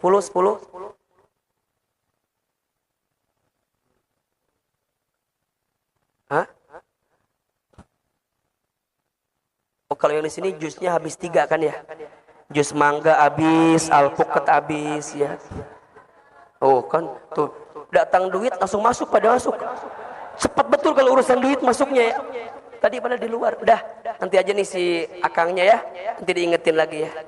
Baik, mudah-mudahan kita istiqomah dalam kebaikan terus ya. Istiqomah itu yang paling mahalnya. Ustadz, istiqomah itu berat. Iya, karena pahalanya surga. Kalau ringan pahalanya kipas angin, kulkas 1 pintu gitu ya.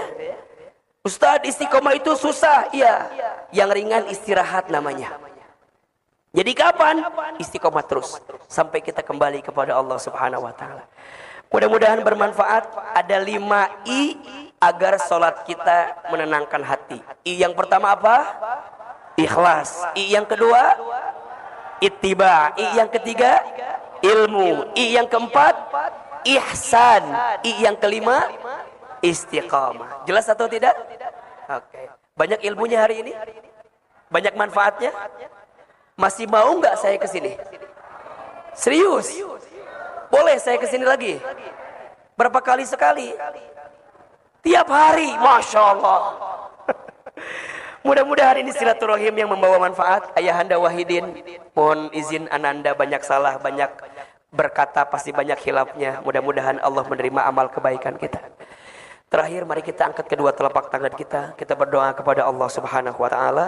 Semoga Allah merahmati dan memberkahi pertemuan kita semua. Istighfar 3 kali. Astaghfirullahaladzim. Astaghfirullahaladzim. Astaghfirullahaladzim.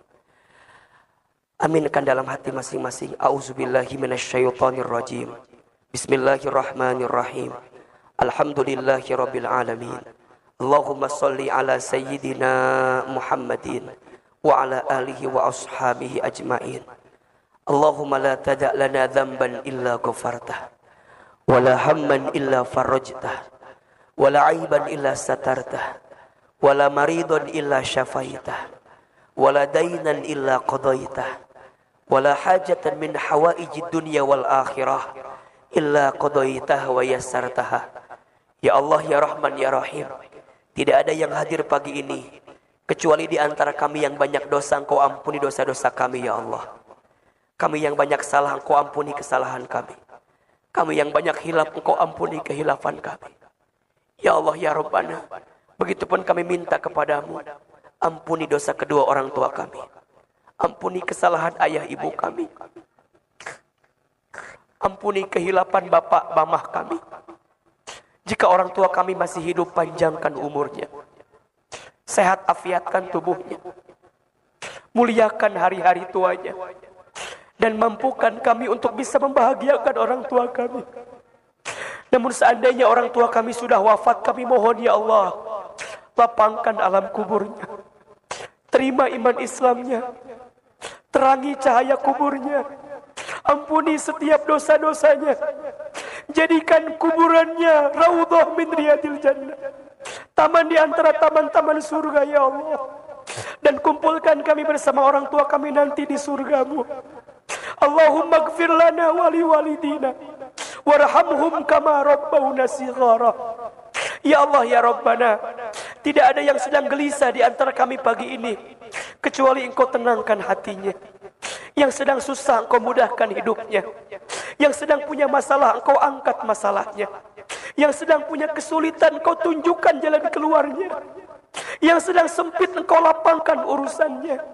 Yang sedang sakit, Engkau sembuhkan penyakitnya. Yang sedang punya hajat, Engkau kabulkan hajat-hajatnya. Ya Allah, ya Rabbana, hari ini kami sudah berada di bulan Rajab ya Allah. Kami mohon kepadamu, Allahumma barik lana fi Rajab wa Sya'ban wa balighna Ramadan. Ya Allah, berkahi kami di bulan Rajab, berkahi kami di bulan Sya'ban, dan sampaikan kami untuk bisa berjumpa dengan Ramadan. Sampaikan kami untuk bisa bertemu dengan Ramadan. Sampaikan kami agar bisa menikmati bulan Ramadan. Ya Allah, ya Rabbana, istiqomahkan kami dalam ketaatan kepadamu ya Allah. Istiqomahkan kami dalam kesolehan ya Allah. Salah satunya ya Allah, bimbing kami agar sholat di awal waktu ya Allah. Jadikan kami hamba-Mu yang musallin, orang-orang yang menjaga sholat ya Allah. Ya Allah, ya Rabbana, panjangkan umur kami dalam keberkahan kepadamu ya Allah. Berkahi umur kami ya Allah. Berkahi rizki kami ya Allah. Berkahi keluarga kami ya Allah. Berkahi rumah tangga kami ya Allah. Berkahi tempat kami tinggal ya Allah. Berkahi Provinsi Banten ya Allah. Berkahi para pemimpin di Provinsi Banten ya Allah. Jaga para pemimpin kami dalam menegakkan amanah yang baik ya Allah. Rabbana zalamna anfusana wa illam taghfir lana wa tarhamna lanakunanna minal khasirin. Bismillahilladzi la yadhurru ma'asmihi syai'un fil ardi wala fis sama wa huwas samiul alim. Ya Allah, angkat kesulitan kami ya Allah. Angkat bala musibah bencana di antara kami ya Allah. Angkat penyakit Covid ya Allah. Jaga lindungi tubuh kami ya Allah. Kami berharap bersandar kepadamu. Hasbunallah wa ni'mal wakil, ni'mal maula wa ni'man nasir. Rabbana taqabbal minna innaka antas samiul alim wa tub alaina innaka antat tawwabur rahim. Ya Allah, kabulkan doa-doa kami ya Allah. Ijabah semua permintaan kami ya Allah. Berikan yang terbaik untuk kami ya Allah, dan terimalah semua amal-amal kebaikan kami ya Allah. Rabbana atina fid dunya hasanah wa fil akhirati hasanah wa qina adzabannar. Ya Allah, bahagiakan kami di dunia ya Allah. Bahagiakan kami di akhirat ya Allah. Masukkan kami semua ke dalam surgamu ya Allah, dan jauhkan kami dari siksa api nerakamu ya Allah. Subhana rabbika rabbil izzati amma yasifun, wassalamun alal mursalin, walhamdulillahi rabbil alamin.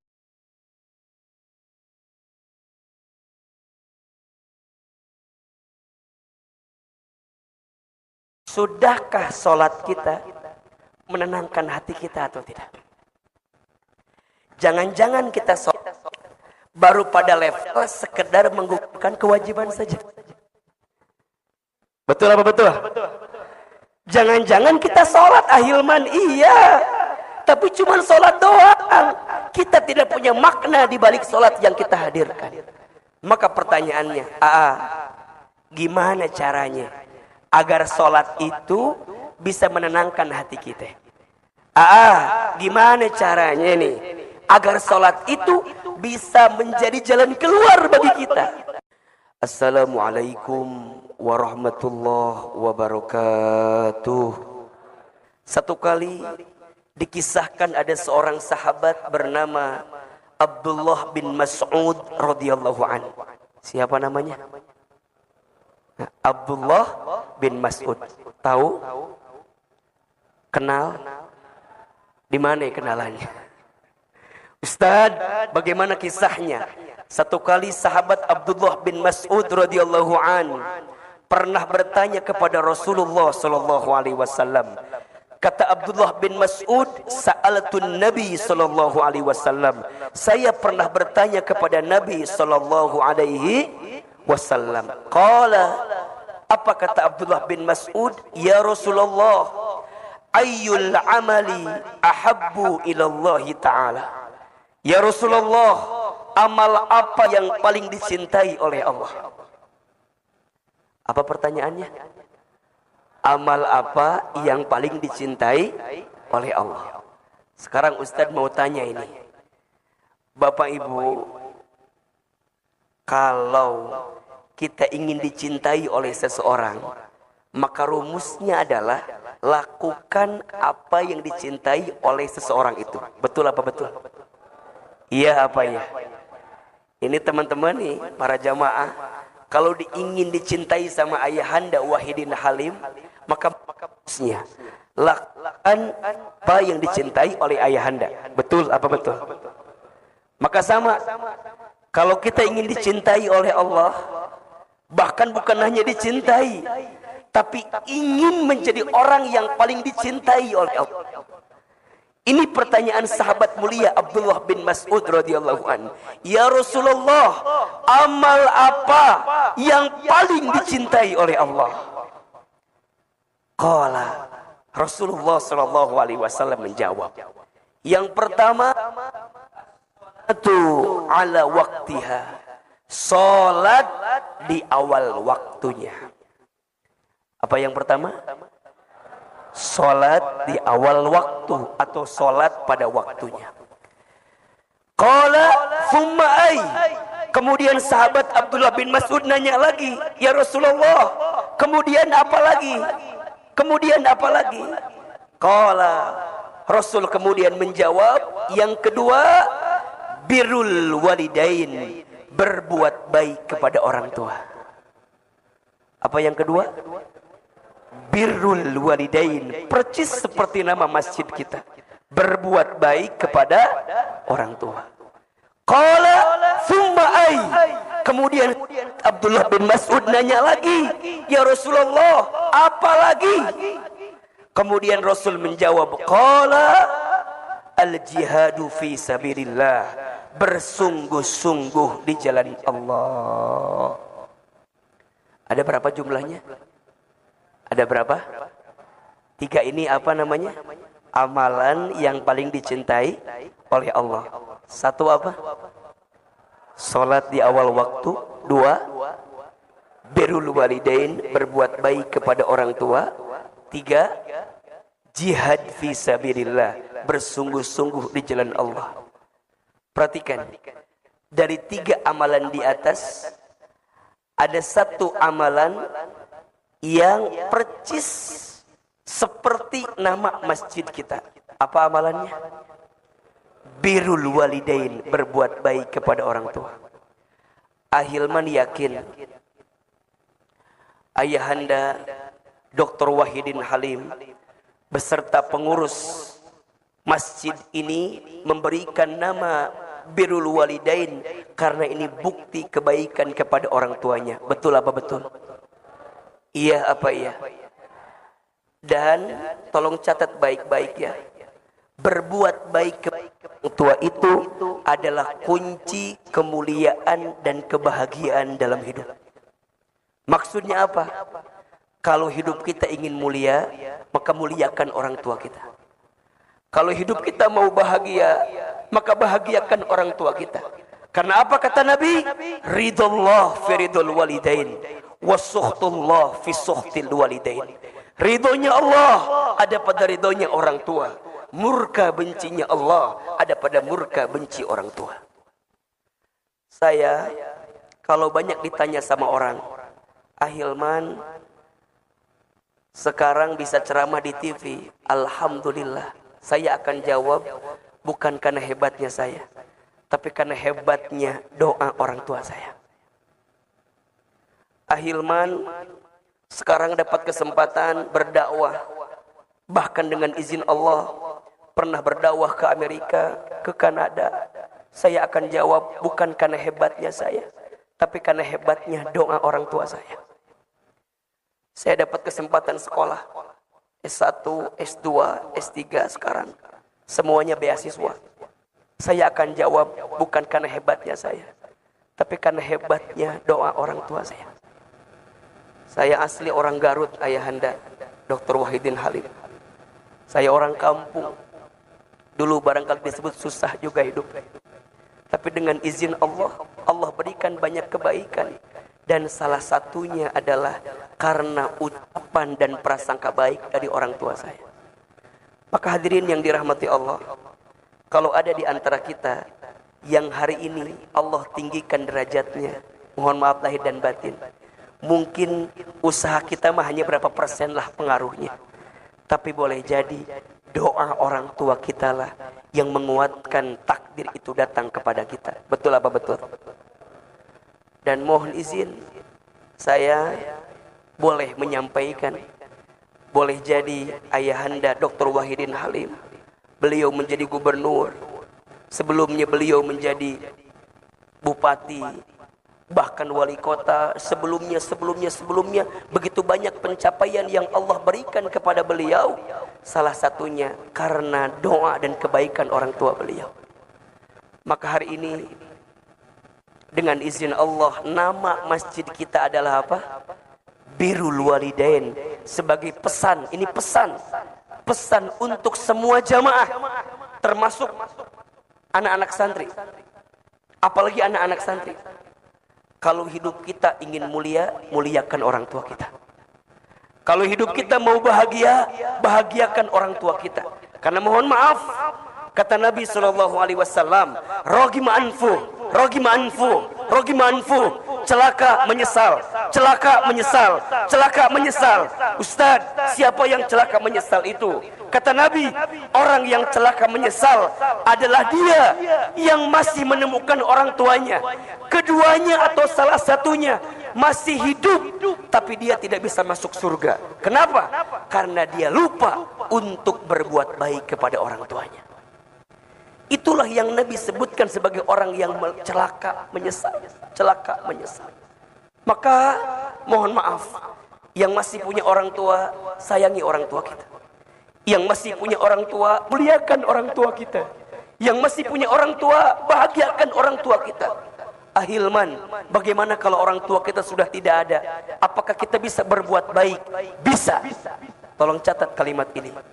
Ada 3 hal yang sangat dirindukan oleh orang tua yang sudah kembali kepada Allah dari anaknya.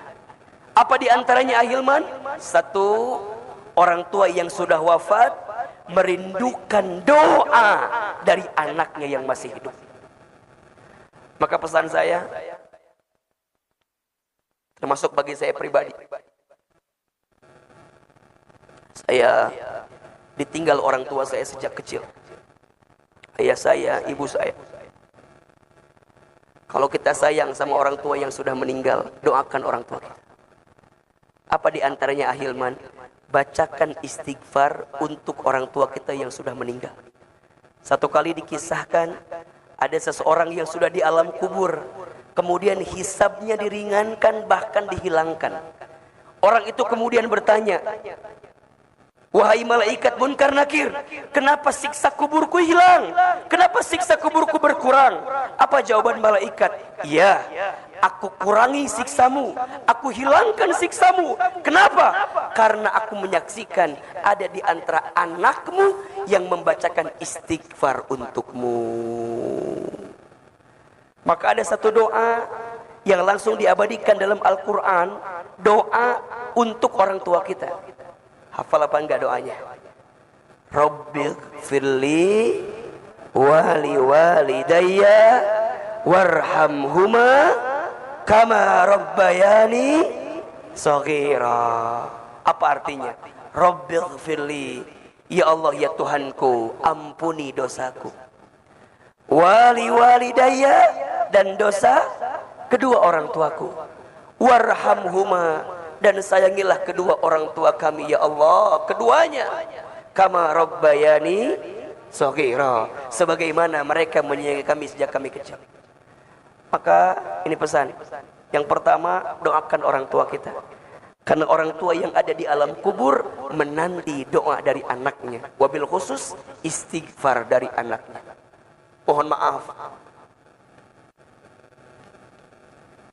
mungkin orang tua kita ilmunya kurang.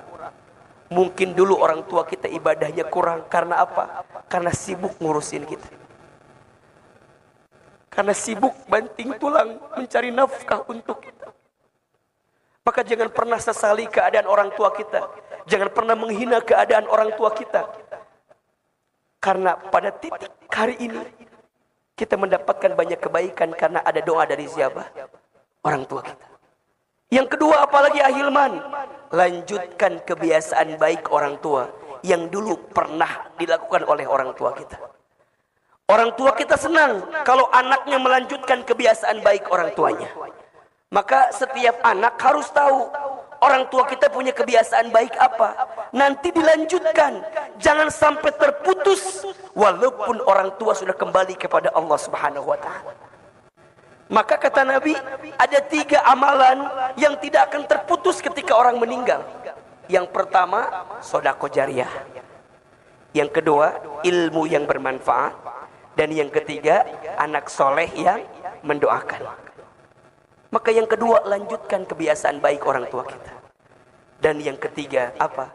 Orang tua merindukan dari anaknya sedekah dari anaknya yang diniatkan untuk orang tuanya. Jadi kalau sekarang kita punya harta dilebihkan dalam hidup ini, ayo sedekah. Niatin buat siapa? Orang tua kita. Ustadz, akan sampai atau tidak? Sampai. Satu kali dikisahkan, ada seorang sahabat bernama Sa'ad bin Ubadah radhiyallahu an. Beliau bertanya kepada Nabi SAW, ya Rasulullah, aku ingin berbuat baik kepada ibuku. Ya, tapi ibuku sudah wafat. Apakah aku bisa berbuat baik? Kata Nabi, bisa. Saat bertanya lagi, bagaimana caranya? Kata Nabi, bersedekahlah atas nama ibumu. Sedekah apa ya Rasulullah? Kata Rasulullah, sedekah air. Bagaimana maksudnya ya Rasulullah? Maksudnya bangunkan sumur atas nama ibumu. Selama sumur itu mengalir, pahalanya sampai untuk siapa? Ibumu yang sudah wafat. Kalau ada rezeki, bangun masjid. Kalau ada rezeki, bangun sekolah. Kalau ada rezeki, bangun pesantren. Kalau ada rezeki, bangun rumah sakit. Setiap kebaikan itu akan mengantarkan pahala untuk siapa? Orang tua kita yang sudah meninggal. Jelas atau tidak? Jelas atau tidak? Baik. Ini pendahuluan ya. Ini belum mulai ceramah kita belum ya. Ini baru apa? Pendahuluan. Jadi yang kedua saya sampaikan takzim sekali Ayahanda Wahidin Halim dengan masjid namanya Birrul Walidain. Mudah-mudahan masjid ini mengingatkan kita untuk terus berbuat baik kepada siapa? Kedua orang tua kita. Yang ketiga, kita akan bahas tema kita pagi ini adalah agar sholat menenangkan hati. Agar sholat menenangkan hati. Sholat itu tiangnya agama. Betul apa betul? As-sholatu imaduddin. Sholat itu tiangnya agama. Dalam satu bangunan, tiang itu penting atau tidak? Saya tanya. Dalam satu bangunan, tiang itu penting atau tidak? Penting aja, penting banget. Cius. Mie apa? Mie ayam. Bangunannya mewah, tiangnya roboh. Apa yang terjadi? Hancur. Bangunannya bagus, tiangnya rapuh. Apa yang terjadi? Hancur. Betul? Kalau bahasa kita nih, orang penampilannya gagah, penampilannya bagus, tapi tidak sholat. Apa yang terjadi? Hancur. Maka apa kata Nabi dalam hadis yang lain? Inna awwala ma yuhasabu bihil abdu yaumal qiyamah as-salat. Sesungguhnya perkara pertama yang akan dihisab ketika nanti hari kiamat salat. Fa in saluhat salaha kulluh, fa in fasadat kulluh. Jikalau baik salatnya, baik seluruh amalnya. Tapi jika rusak sholatnya, maka rusak seluruh amalnya. Jadi kalau Ahilman tanya, sholat itu penting atau tidak? Penting aja, penting banget. Penting aja, penting banget. Cius, mie apa? Mie goreng ya. Mie ayam udah, sekarang mie goreng ya. Penting Ustadz? Ya, penting. Sholat rukun Islam. Sholat tiang agama. Sholat adalah kekuatan bagi kita. Bahkan untuk membedakan kita dengan orang yang tidak beriman kepada Allah. Salah satunya dilihat dari sholatnya. Dilihat dari apa?